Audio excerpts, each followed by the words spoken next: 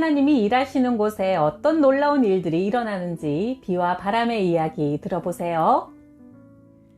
이전부터 신방을 다니며 저기 우리 교회 지으면 참 좋겠다 했던 땅 1000평이 매물로 나왔다. 그런데 땅값이 9억이라 6억이 더 필요했다. 교회의 모든 재정은 항상 농협에서만 거래하여 농협 소장님과도 친분이 있었다. 소장님, 12월 31일까지 6억 원이 필요하니 대출을 해주십시오. 아이고 목사님, 때가 안 맞네요. 12월에는 결산을 하기 때문에 은행에서 대출을 안 해줍니다. 게다가 6억은 큰 돈이라 저희 지점에서는 못하고요. 서대문 본점에 들어가야 하는데 지금은 돈을 내주는 때가 아니라 힘들겠네요. 소장님, 그러면 본점에 갔다 오기라도 하세요. 갔다 오지도 않고 안 된다고 하면 됩니까? 일단 한번 다녀오세요. 목사님, 제가 다녀오긴 하겠지만 기대는 하지 마세요. 틀림없이 안 될 겁니다. 나는 소장이 다녀올 때까지 은행에 앉아 기도하며 기다렸다. 점심시간이 지났을 무렵 소장이 입이 귀에 걸려서 돌아와 엄지손가락을 철컥 치켜들며 말했다. 아이고 원 목사님, 기도 아주 끝내주네요. 최고입니다, 최고. 알고 보니 농협 본점 어느 부서에서 커미션을 톡톡히 받고 어딘가 돈을 빌려주려고 6억 원을 챙겨놓고 있었단다. 그런데 결국 쓰겠다는 이가 없어 연말 감사에 걸릴 처지였던 것이다. 그런데 마침 6억 원이 필요하다고 대출을 해달라니까 그 돈을 얼른 가져가라고 주었다는 것이다. 이 일을 지켜본 농협 직원이 교회에 나오게 되었고 어느 교회 집사였던 민 소장은 그 후 농협 중앙회 충북 지부장으로 승진했다.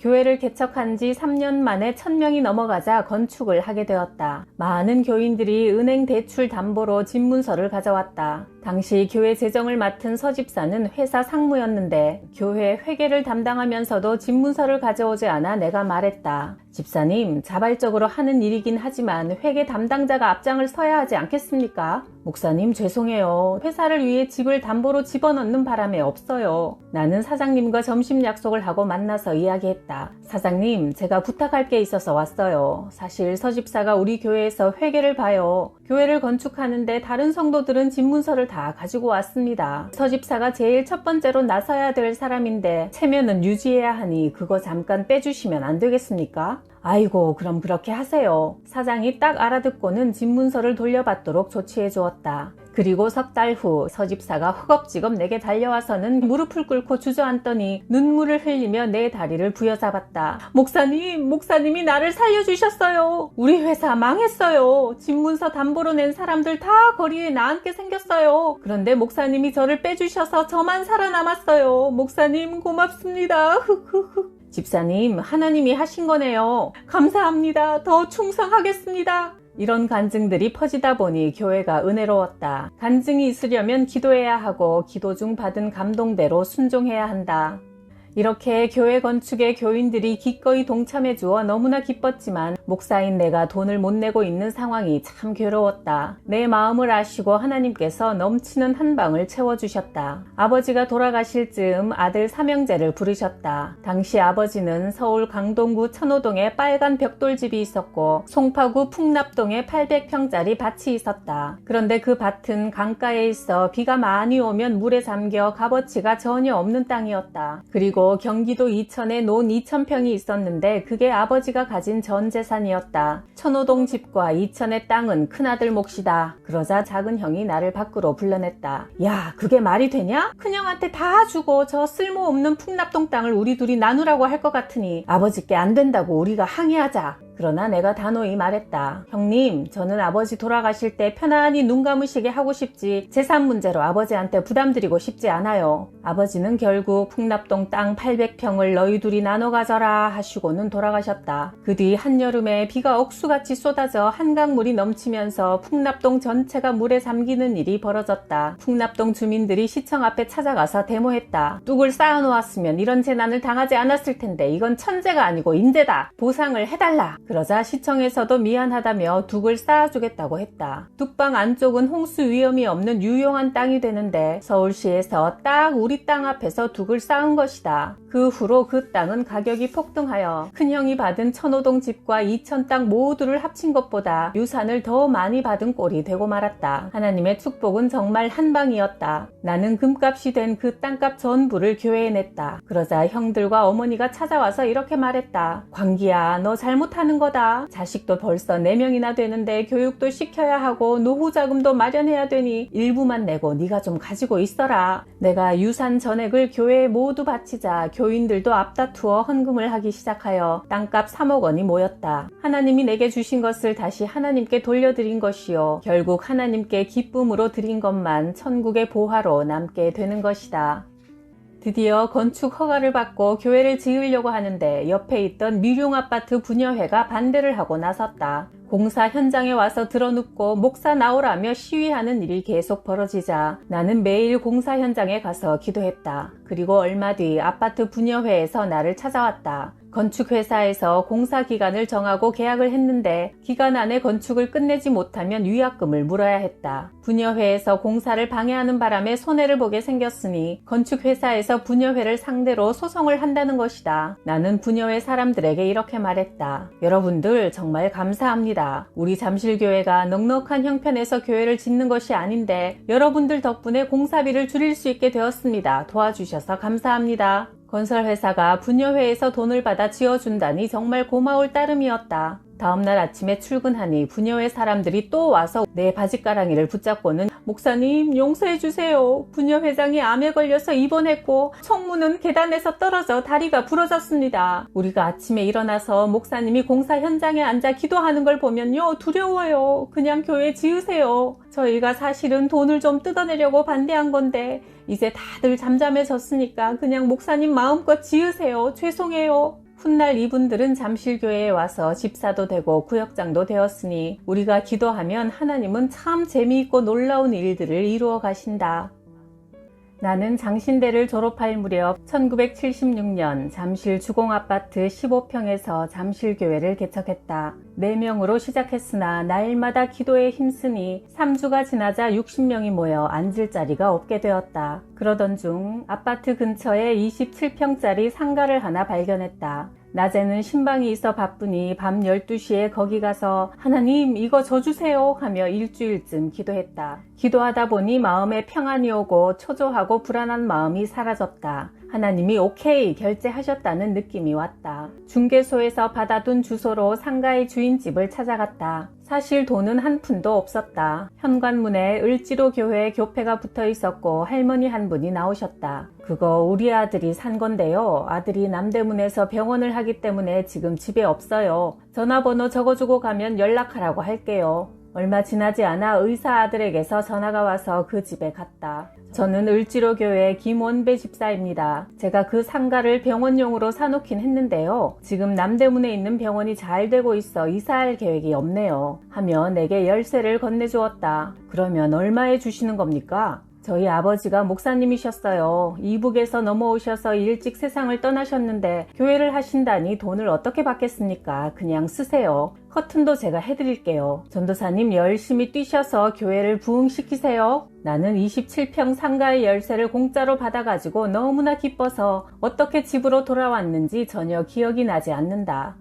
잠실 5단지에 살 때 여전도사님한테서 전화가 왔다. 목사님 여기 회밀이 아파트예요. 지금 중학교 2학년짜리 여학생이 귀신이 들려서 10층 베란다에서 뛰어내리려고 해요. 애 엄마하고 저하고 둘이 붙잡고 있는데 힘이 드니 빨리 와주세요. 중학교 2학년인데 어른만큼 키가 큰 아이가 베란다 바깥으로 발을 하나 내놓고 떨어지겠다고 하고 있었다. 내가 소리쳤다. 내려와서 저기 가서 앉아! 아이는 나와 눈을 마주치더니 얌전히 가서 앉았다. 예배드리고 축사를 하자 귀신이 떠나갔다. 다음날 다시 가서 신방 예배를 드리는데 아이 아버지도 참석했다. 돈 한 뭉치를 봉투에 넣어서 이거 2천만원 11조입니다 하며 내 앞에 갖다 놓았다. 70년 되니 2천만 원이면 정말 큰 돈이었다. 제가 옥하는 목사님의 사랑의 교회를 다니거든요. 계속 사랑의 교회에 나갈지 잠실교회로 옮길지 결정을 못했습니다. 그 말을 듣고 나는 다시 그 돈을 밀어주며 말했다. 11조는 자기가 섬기는 교회에 내는 겁니다. 사랑의 교회에 계속 나가시려면 거기다 내시고 잠실교회로 오겠다고 결심하시면 다음에 교회에 와서 직접 내십시오. 다음 주일날 그가 온 가족을 데리고 와서 맨 앞에 앉아 있었다. 목사님이 가시고 나서 제가 이런 생각이 들었습니다. 야, 우리 한국에 저런 목사가 다 있나? 돈 갖다 내면 다들 기가 팍 죽는데 이분은 그 큰 돈을 줘도 밀치면서 11조는 자기가 섬기는 교회에 내야 된다 이러고 딱 나가네. 멋지다. 나 잠실교회 나가야겠다. 그 김 집사는 잘 나가는 회사 사장님으로 그 후 매달 2천만 원의 11조를 헌금했다. 70년대 교회 개척 초기에 성가대 지휘를 하던 이 집사가 미국 샌디에고로 이민을 갔다. 몇 년 후 내가 샌디에고를 가게 되자 그가 나를 찾아왔다. 목사님, 제가 호텔을 운영합니다. 저희 VIP 객실에서 하룻밤 묵으시고 예배를 드려주세요. 집사님, 이 호텔에는 객실이 몇 개나 되나요? 120개입니다. 사실 이걸 팔려고 내놨는데 객실이 만실이 된 경력이 있어야 고가로 거래가 되거든요. 한 번도 다 채워진 적이 없어서 잘 안 팔리네요. 우리는 같이 예배를 드리며 이렇게 기도했다. 하나님, 오늘 이 호텔 객실이 다 차게 해주세요. 하룻밤을 잘 묵고 아침에 일어나니 이 집사가 헐레벌떡 뛰어와 말했다. 목사님, 기도 끝내주네요. 어젯밤 저희 호텔 객실이 처음으로 다 찼습니다. 그러면서 내게 봉투를 하나 건네주었다. 4,000달러 500만 원이 들어있었다. 70년대 당시에는 정말 큰 돈이었다. 목사님, 이렇게 만실이 한번 되고 나면 호텔 값이 확 올라갑니다. 4,000달러 정도는 문제도 아니에요. 교회 일에 쓰세요. 그 후에 이 집사님은 샌디에고 호텔을 팔고 다른 곳에서 호텔을 하는데 아주 잘 되고 있다. 그의 아들은 목사가 되어 LA에서 목회하고 있다. 개척 초기에 우리 교회에는 군인 가정이 많았다. 어느 날 강원도 원주에서 중령 가족이 새로 와서 마침 현역 중령 부인이 구역장으로 있는 구역에 붙여주었다. 그런데 새로운 성도는 안기부 중령이고 구역장 남편은 포병 중령이었다. 같은 계급이라도 실제 권력이 다르다 보니 새로운 성도가 구역장 집사님을 우습게 보았다. 구역장 집사님이 내게 이렇게 보고했다. 오늘 새로운 그 집에 가서 예배를 드렸는데요. 예배를 마치자 그 중령 부인이 포도주를 들고 와서는 이제 마시고 춤추자는 거예요. 그래서 제가 우리 교회는 그런 짓 안 합니다. 예배 드리고 나서 춤추고 놀면 원 목사님한테 혼납니다 했더니 에이, 재미라고는 없는 교회구만. 다들 나가요 하면서 우리를 내보냈어요. 다음날 구역장이 다시 나를 찾아왔다. 목사님, 큰일 났어요. 새로운 그 중령 부인이 원주 가서 찐하게 놀다 왔다는데 그때부터 입이 딱 붙어서 지금까지 이틀 동안 말도 못하고 먹지도 못하고 있대요. 목사님 와서 예배 좀 드려주세요. 가보니 그 기세 등등하던 안기부 중령 부인이 정말 입이 딱 붙어서 합주기가 되어 있었다. 내가 그 부인에게 말했다. 입은 붙었어도 차는 끓여올 수 있잖아요. 손님들 왔는데 가서 차나 좀 끓여오세요. 차를 마시고 나서 예배를 드리고 기도를 하자 이틀 동안 본드로 붙인 것처럼 딱 붙어있던 그 부인의 입이 떨어졌다. 그러자 그 부인이 닭똥 같은 눈물을 뚝뚝 흘리며 내 앞에 꿇어앉아 이렇게 말했다. 목사님, 제가 교회 질서를 어지럽히고 구역장님 마음에 상처를 주고 제가 죄를 지었어요. 용서해 주세요. 80년대 어느 날 종로 2가를 지나다가 마침 우리 교회 집사님이 그곳에서 나이키 신발 가게를 하고 있어 기도해 주러 들렀다. 집사님, 가게는 잘 됩니까? 그럭저럭 먹고 살 만큼 됩니다. 나는 이 사업장에 하나님이 함께해 주시기를 간절히 기도했다. 다음 주 주일 예배가 끝나고 집사님이 내게 달려와 말했다. 목사님, 앞으로 종로 2가를 지나시거든 꼭 우리 가게 들러주세요. 제가 개점한 지 3년이 다 되어 가는데 목사님 오신 날 최고로 물건을 많이 팔았어요. 목사님 가시고 나서 얼마 안 되어 관광버스가 가게 앞에 와서 서더니 일본 관광객들이 우르르 몰려와서 신발을 거의 다 싹쓸이 해갔어요. 그날 개점 이후 처음으로 200만 원 매출을 올렸다니까요. 이런 이야기가 소문이 나자 신방받으려는 가정이 줄을 서게 되었다. 복의 근원이신 하나님을 모시고 살면 복의 통로가 되는 것이다. 장로님 여러분과 함께 캄보디아를 찾았다. 큰 차를 하나 빌려서 현지 원주민 운전기사에게 200달러를 주고 2박 3일 동안 고용했다. 마약 중독자 한 사람이 다가와 돈을 달라며 우리 차를 발로 뻥 차며 행패를 부리자 덩치 좋은 운전기사가 그를 주먹으로 한 대 때렸다. 그랬더니 마약 중독자가 털썩 쓰러졌는데 나가서 확인해 보니 죽어버린 것이다. 캄보디아 선교를 하러 와서 이런 끔찍한 일이 일어났으니 눈앞이 캄캄해졌다. 우선 쓰러진 사람을 경찰 경찰차에 태우고 근처 병원으로 갔다. 의료진이 살펴보더니 이 사람은 죽었다고 선고했다. 나는 얼굴이 사색이 된 장로님들을 불러 모아 말했다. 누워있는 이 사람을 둘러서고 기도합시다. 그러고는 그에게 손을 얹고 간절히 기도했다. 하나님, 이 사람이 죽으면 선교의 길이 막히고 지금까지 우리가 여기서 헌신한 것도 다 물거품이 됩니다. 이 사람을 살려주십시오. 기도하고는 그 죽어있는 마약 중독자를 손바닥으로 3번 쳤다. 그러자 그가 쿨럭쿨럭 기침을 하면서 일어나는 것이 아닌가. 그 일을 보고 있던 운전기사가 내 앞에 와서 무릎을 꿇고 내 바지가랑이를 붙잡더니 눈물을 쏟았다. 목사님, 저 이제부터 교회 나가겠습니다. 선교지에 가면 이런 일들이 흔히 일어난다. 사탄이 선교지에 들어오지 못하게 하려고 방해하는 것이다. 가끔 우리에게 이런 시련이 찾아오지만 그것을 기도로 극복하고 나면 좋은 소문이 퍼지고 오히려 축복이 된다. 성령 충만한 은혜를 받고 나면 기도가 얼마나 재미있는지 모른다. 금식 기도를 하러 동기 목사 2명과 문경세제 기도원을 찾아갔다. 산길로 문경세제를 내려가는데 어디서 아주 고소한 냄새가 났다. 야, 냄새 끝내준다. 닭 삶는 냄새 같은데? 아니야, 저건 땅꾼들이 산속에서 살모사 끓이는 냄새야. 좀 먹고 싶은데? 하나님, 제가 요즘 금식 기도를 자주 하다 보니 몸이 쇠약해졌는데 뱀 한 마리 주세요 하자 모두들 깔깔 웃었다. 야, 뱀 달라는 목사는 처음 봤다. 여름이다 보니 온 몸이 땀에 젖어 우리는 기도원 옆에 계곡으로 잠시 내려갔다. 그 순간 물가 모래밭에 큰 뱀 한 마리가 휙 지나갔다. 뱀이다! 했더니 시골 출신 친구들이 얼른 뱀 뒤쪽으로 가서 목을 콱 잡아챘다. 2m가 넘는 붉고 큰 뱀이었다. 야, 이거 능사, 능구렁이다 하며 좋아했다. 야, 원 목사, 어제 뱀 달라고 기도하더니 하나님께서 제깍 주셨네. 그 큰 뱀을 잡아서 기도원으로 들고 오니 원장님이 깜짝 놀라며 아니, 이런 능사는 이 산에 없는 종류인데 어디서 잡은 겁니까? 사람들이 그 뱀을 보고 진기한 거라며 서로 사겠다고 아우성이었다. 원장님은 손수 그 뱀을 푹 고아주셨다. 동기들은 못 먹겠다 하여 나만 먹었는데 그걸 먹고 나니 정말 3년 동안 겨울에도 땀이 나고 추위를 타지 않았다.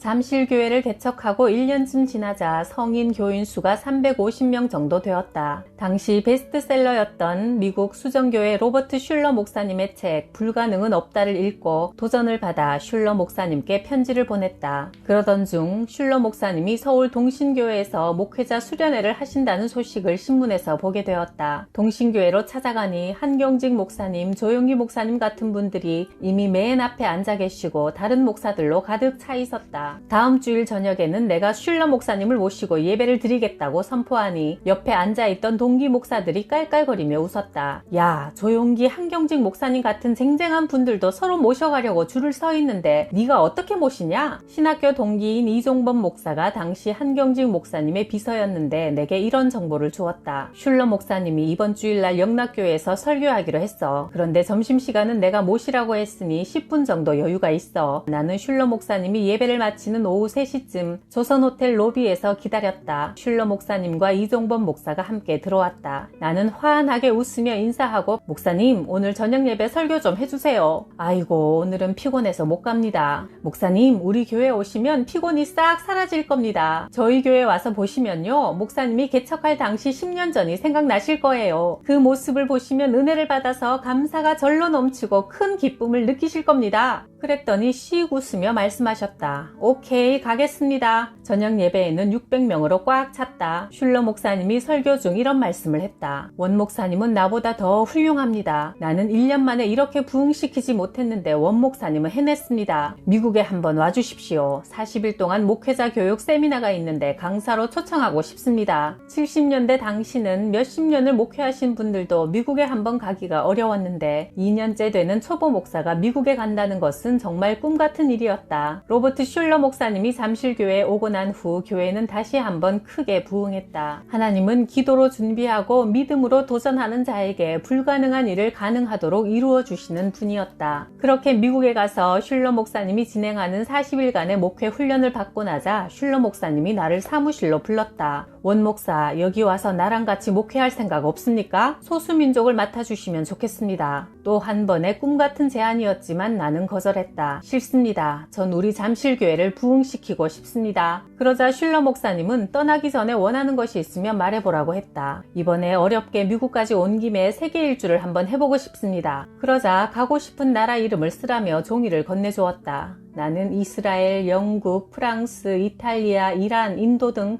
생각나는 나라 이름을 다 썼다. 슐러 목사님은 비서를 불러 내 여권을 전해주면서 비자를 받아오라고 하셨다. 나는 뉴욕을 시작으로 30대 어린 나이에 세계 곳곳을 돌아볼 수 있었고 그 일로 세계 선교의 비전을 갖게 되었다. 후에 대한예수교 장로회 통합교단의 세계 선교부장으로 목회 40년 동안 200회가 넘는 선교 여행을 할 수 있었으니 참으로 하나님의 은혜는 차고 넘쳤다.